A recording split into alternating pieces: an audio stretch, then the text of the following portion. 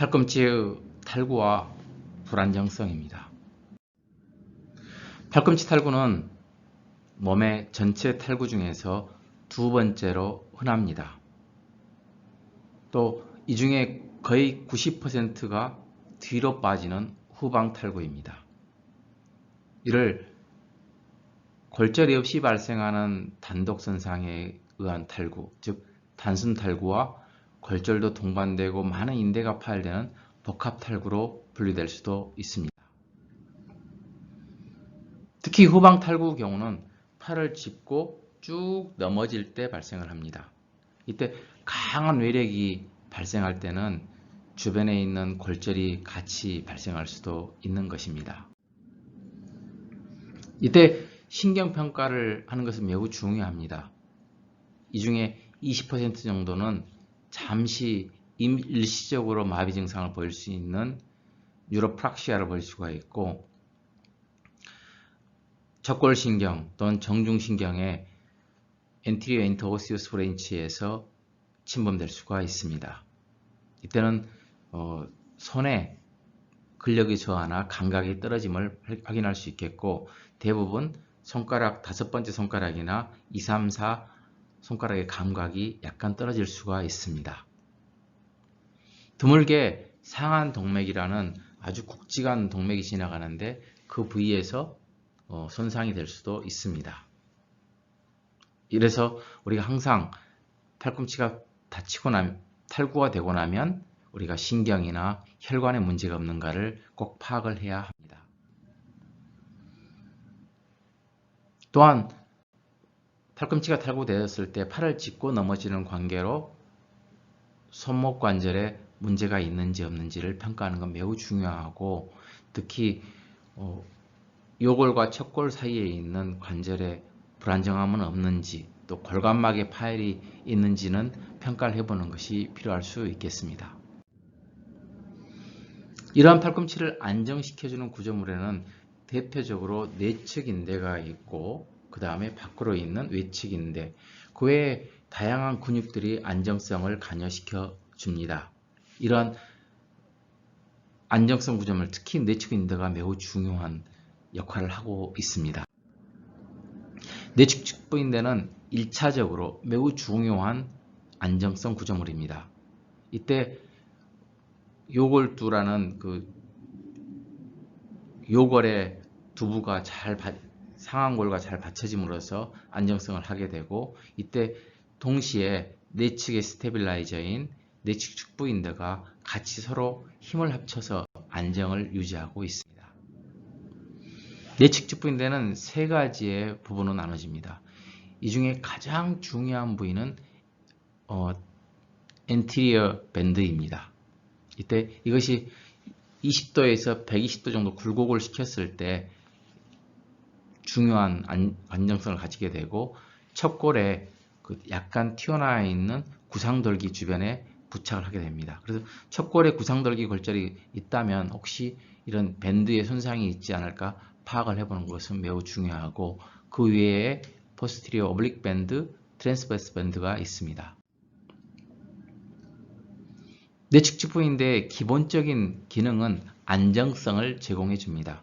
쭉 뻗었을 때 외발 안정성에 30%에 관여하고, 90도 정도 굴곡시켰을 때 한 50% 정도 관여합니다. 따라서 우리가 내측 측부인대를 평가할 때는 팔꿈치를 약간 구부린 상태에서 안정성을 평가해 보는 것이 중요합니다. 그래서 만약 엔티리 밴드가 손상이 크게 되게 되면 이 팔을 쭉 뻗었을 때를 제외하고는 전반적으로 불안정해지는 것입니다. 외측인대는 후외방 불안정성을 예방하는 데 작용을 합니다. 그래서 여기 보면 척골이 상완골에 비해서 약간 이렇게 좀 어긋나 있는 엇박자가 보이는 것을 확인할 수 있는데, 이것이 바로 후외방 불안정성, 즉 외측 인대의 손상입니다. 팔꿈치가 탈구됐을 때 이렇게 손상되는 그런 부위는 관절낭이 먼저 파열되고, 내측 부인대가 파열되고, 그 다음 외측 부인대, 또 근육의 다양한 손상이 발생할 수 있고, 어느 정도의 관절 연골 손상도 발생할 수가 있습니다. 이는 이미 예견되어 있는 것이죠. 또 이제 더 우리가 심각하게 다루고 있는 문제는 상한골의 원위 상한골의 골절이나 척골의 근위부 골절입니다. 또한 이것이 이제 요골두와 또 코로노이드 프로세스가 같이 골절되었고 탈구가 됐다면 우리는 이때 쉽게 잘 정복되지 않고 정복됐다 할지라도 불안정해지기 때문에 테러블 트라이어드로 간주합니다. 또한 전에 언급했던 것처럼 상한 동맥 손상을 평가하는 것도 매우 중요합니다. 어떻든 이는 방향에 따라 후방, 후외방, 후내방, 외측, 내측, 전방인데 가장 흔한 것은 후방입니다. 또 골절 여부에 따라서 단순이냐 복합이냐 따라지는데 어떤 우리가 봤을 때 관찰할 것은 뒤로 빠졌는가 아니면 이게 골절은 있는가 없는가를 평가하는 것은 매우 중요합니다. 탈구 정복은 대부분 후방이기 때문에 후방 탈구에서 팔꿈치를 살짝 구부리면서 쭉 이렇게 밀어주면 대부분 들어가게 됩니다. 만약에 저항이 많은 경우에서는 정맥내 마취제를 좀 투여하고 나서 아주 드물게 전신 마취하에서 넣을 수가 있습니다. 하고 나서 반드시 전방, 후방 엑스레이는 찍어봐야만 이게 제대로 들어가 있는가를 알 수 있고 안정성도 평가할 수 있을 것입니다. 정복 후에 안정이 됐는가 안 됐는가를 파악하는 것은 매우 중요한데 이때 이러한 것들은 앞으로 내가 비수술적인 치료로 쭉 갈 것인가 아니면 어쩔 수 없이 수술을 해야 할 것인가를 평가하는 그 키가 됩니다. 그래서 팔꿈치를 약간 회내전 시킨 상태에서 약간 구부리 30도에서 60도 구부린 상태에서 전방 내측부 인대의 엔티리어 밴드를 평가해 봅니다. 그래서 또한 관절을 오그렸다 피었다 하면서 불안정한지 안 한지도 평가해 보는 것도 중요합니다. 이 지금 가장 중요한 것은 엔티리어 밴드를 평가하는 겁니다. 단순 파일일 때, 단순 달구였을 때 말입니다. 그래서 대부분 어느 정도의 약간 밖으로 이렇게 돌릴 때 외반 불안정성은 있을 수 있습니다.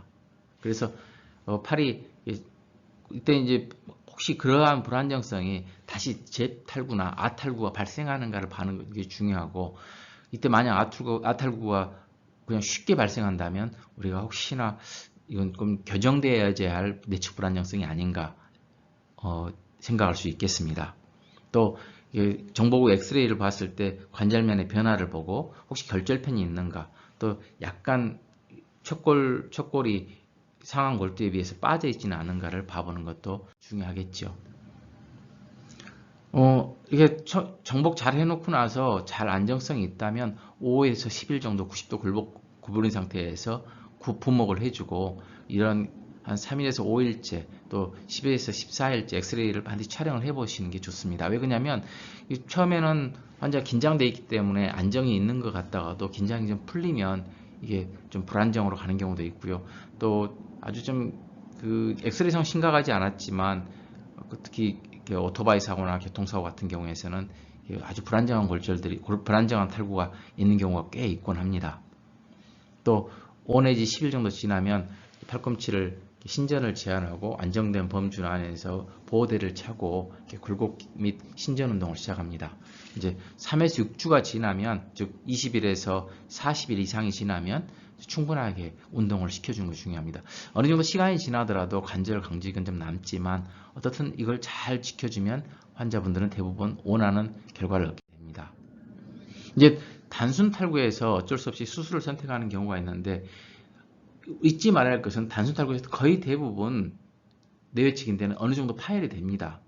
근데 이때 진짜 다시 빠르지는 이유는 경우는 신전근과 회내근 그리고 외회전근 신전근과 외회전근에 서로 이렇게 손상이 어느 정도 있는가에 따라서 달라집니다. 그래서 만약 이런 다이나믹 스테빌라이저가 안정적이라면 어느 정도 인대 파열이 있다 할지라도 저절로 힐링이 될 것을 보고 기다려주는 것이 맞다는 것이죠. 그래서 재미있는 연구 결과로 만약 단순 탈구에서 인대 파열이 발견되고 MRI를 찍어서 인대 파열이 발견돼서 인대봉합 수술한 경우와 수술하지 않는 경우는 결과가 큰 차이가 없는 것입니다. 큰 차이가 통계학적 차이가 없습니다.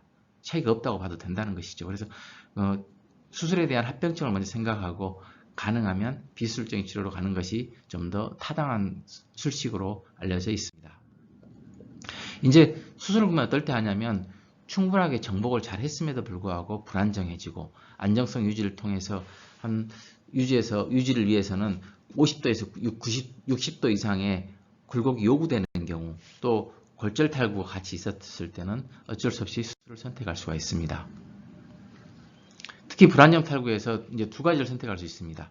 불안정 요소를 먼저 파악하고 원인이 되는 손상된 인대와 골절을 정복한 다음에 그 다음에는 이렇게 그냥 이렇게 잘 고정만 해줄 것인가, 아니면 어쩔 수 없이 좀 이렇게 스태틱 또는 다이나믹 외 고정을 해줄 것인가 하는 것입니다.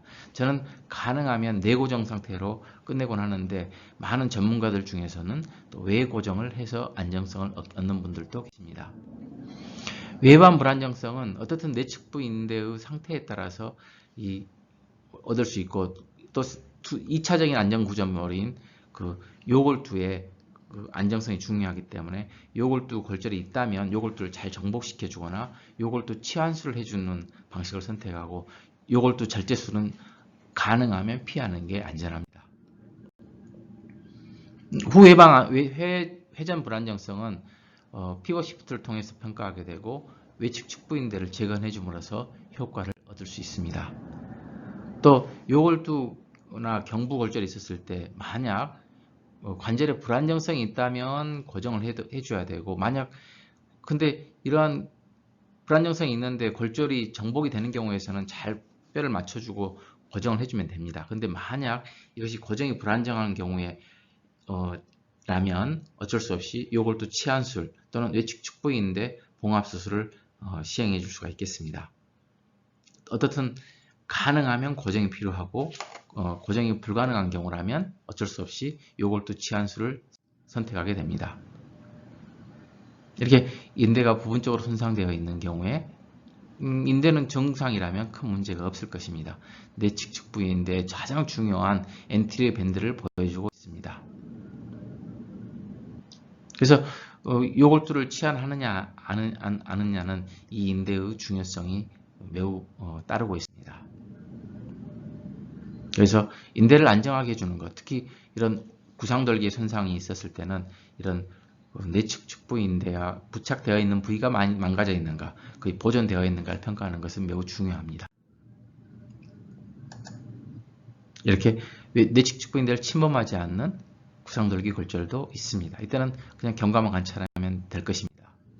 그래서 그 정도에 따라서 당겨주는 술식, 또 이렇게 상완 골두를 맞춰주고 오구돌기도 맞춰주는 그런 술식을 통해서 이렇게 수술을 시행해 볼 수가 있겠습니다. 13세 여자로서 밖으로 빼서 맞춰준 다음에 정복시켜주고 ACL 가이드를 통해서 당긴 다음 스크류로 고정을 해줘서 결과를 얻을 수 있었습니다. 또 너무 골펜이 작은 경우에서는 이렇게 풀아웃 테크닉을 통해서 고정을 할